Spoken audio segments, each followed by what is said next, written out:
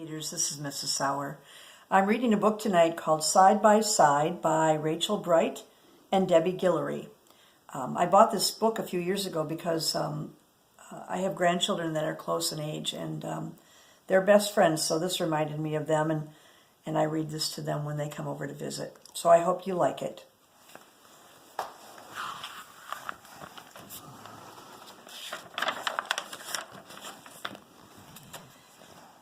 Deep in the heart of Winter Mouse Wood, down in the grass where the autumn tree stood, lived all kinds of creatures, some big and some small, some spiky, some furry, some short, and some tall. And here was a family of mouserly folk who nestled in burrow holes under an oak. And the tiniest, weeniest, youngest of those, who had sticky out ears and a whiskerly nose, was named Little Mouseling. She had a huge heart. She loved times together, not ever apart. But being so small, she was sometimes left out when her brothers and sisters went up and about.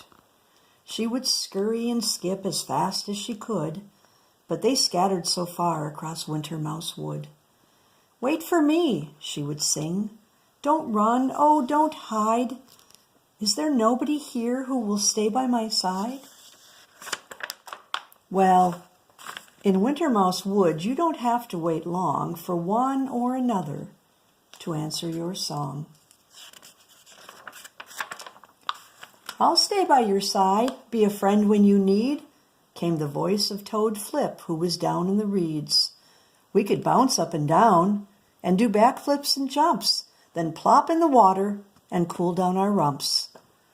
"How lovely," she said, since she longed to dive in. "I do like to bounce, but this mouseling can't swim." From high in the branches a voice echoed down. "Well, then I'll be your friend," bellowed Big Squirrel Brown. "We can pack up a picnic of hazelnut pie, go up side by side till we're touching the sky." "You're too kind," replied Mouseling. "We'd have such a nice time, and I do like nut pie, but I'm too scared to climb." Owl Hooty? She wanted to soar through the sky, but as everyone knows, of course, mouselings can't fly.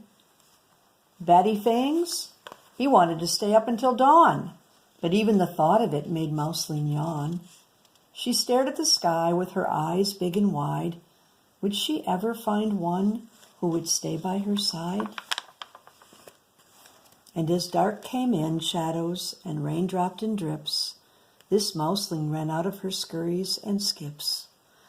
So she sat very quiet in her silvery fur. No one seemed perfectly matching for her.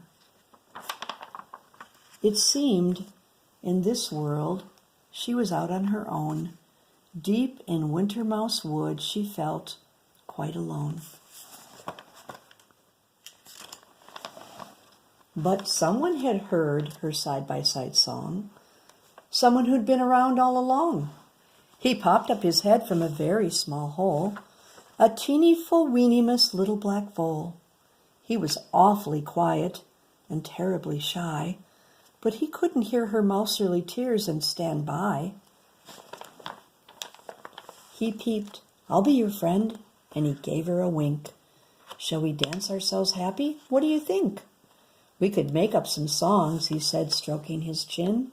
"Perhaps all of the wood will want to join in." Oh, this was her other. They'd make a great pair.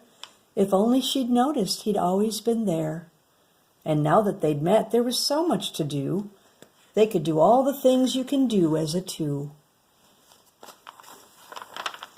They could seesaw, play catch, and sit back to back.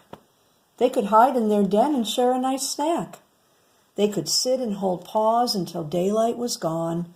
Yes, the two little tails are much better than one. They were two peas in a pod. They were birds of a feather. They were always best friends, whatever the weather. Two wonderful ones had found a forever, and forever is great when you spend it together. And now, side by side, they heard the same tune, so they sang to the stars and they danced to the moon. Yes, deep in the heart of Winter Mouse Wood, a friend by your side makes life twice as good.